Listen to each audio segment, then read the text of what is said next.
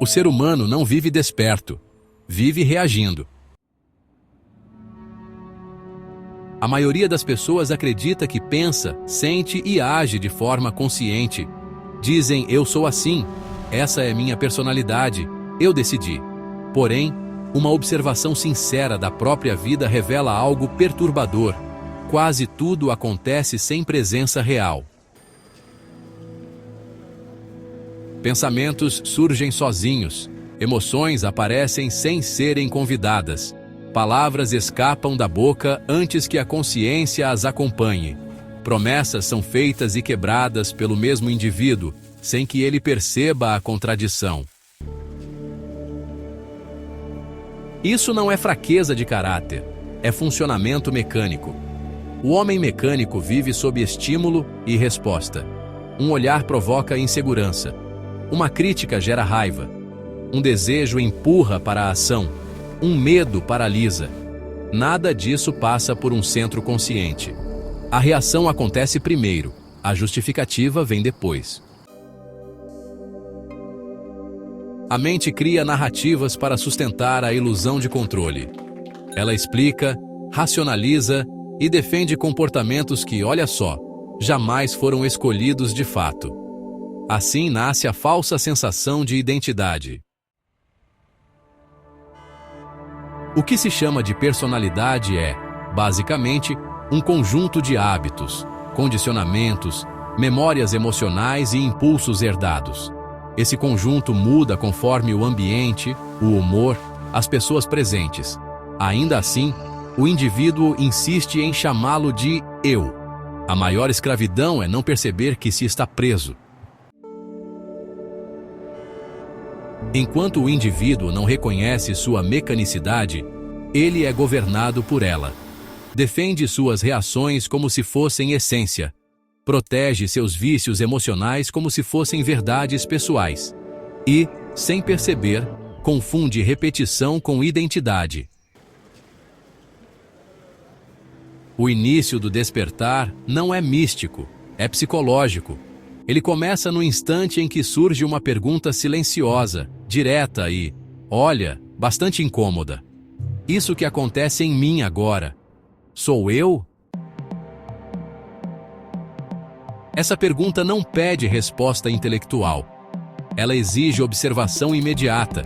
Quando a reação é observada no momento em que surge, sem justificativa, sem condenação, sem tentativa de mudança, algo inédito aparece. Um pequeno espaço interno. E nesse espaço, a reação enfraquece. Esse espaço é consciência nascente. No início ela é frágil, surge por alguns segundos e desaparece.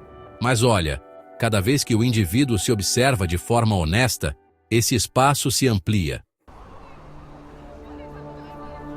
O homem mecânico não se transforma por força de vontade, nem por crença, nem por esforço moral. Ele começa a mudar quando deixa de se identificar cegamente com aquilo que acontece dentro dele. Reconhecer a própria mecanicidade não humilha, liberta, pois somente aquilo que é visto claramente pode deixar de nos governar. O ser humano comum acredita agir por escolha própria. Diz eu quero, eu decidi, eu fiz. Porém, uma observação honesta revela algo desconfortável. Quase tudo acontece sem presença consciente. Pensamentos surgem sem serem chamados. Emoções aparecem sem aviso. Ações se repetem mesmo quando a pessoa promete a si mesma que agirá diferente. Isso não é falha moral. É funcionamento mecânico. O homem mecânico vive reagindo. Um estímulo externo provoca uma resposta interna automática. Um elogio infla. Uma crítica destrói. Uma lembrança, entristece. Um desejo empurra para a ação. Em nenhum desses casos existe direção consciente, apenas resposta condicionada. A mente funciona como um aparelho de repetição. reproduz padrões aprendidos na infância, na sociedade, na família e em experiências passadas não digeridas. O corpo executa. A emoção justifica. O pensamento cria explicações depois do ato consumado. A maior ilusão é acreditar que esse conjunto de reações seja liberdade. Enquanto o indivíduo não percebe sua mecanicidade, ele é governado por ela. Ele se identifica com seus impulsos e os chama de identidade. Defende seus hábitos como se fossem essência. Protege suas reações como se fossem verdade.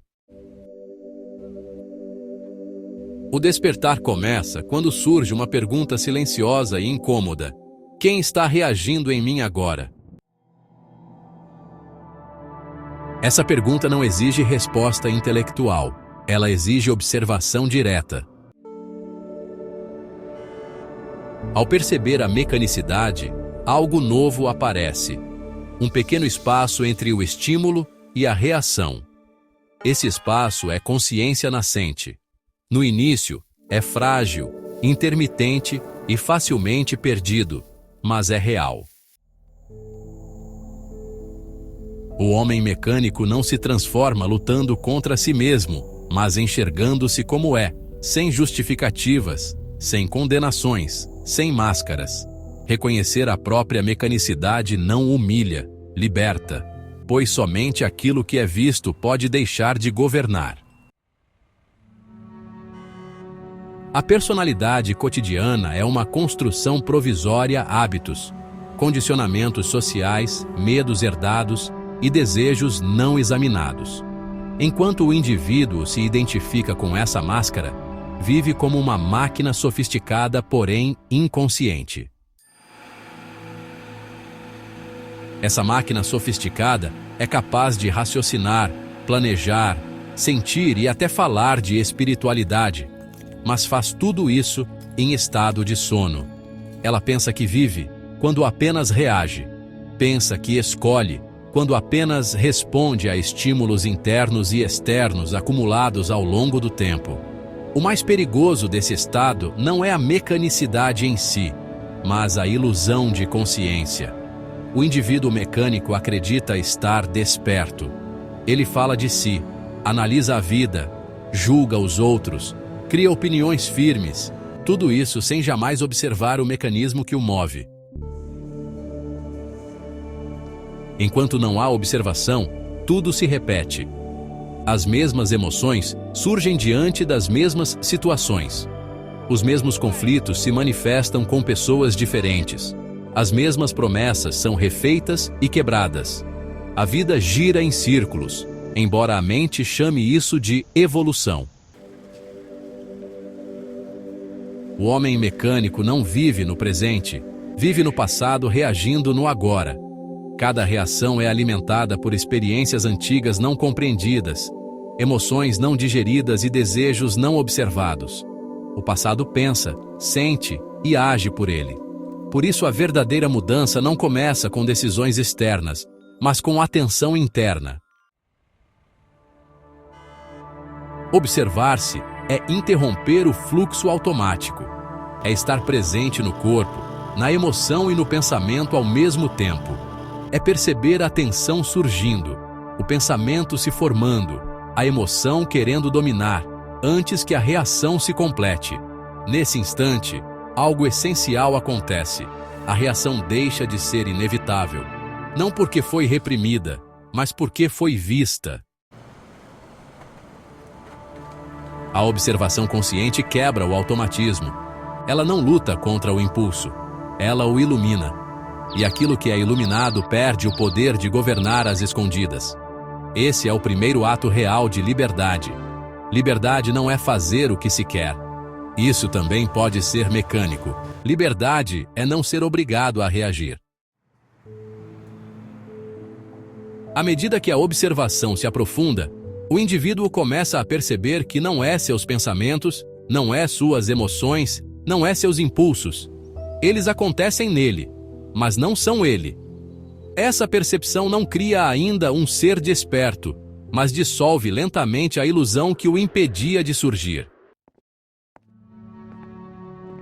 O caminho do autoconhecimento começa exatamente aqui, não tentando ser melhor, não tentando parecer consciente, mas aprendendo, momento a momento, a não se perder de si mesmo. E enquanto esse aprendizado não acontece, o homem continua funcionando, eficientemente, inteligentemente, como aquilo que sempre foi, uma máquina que acredita ser livre.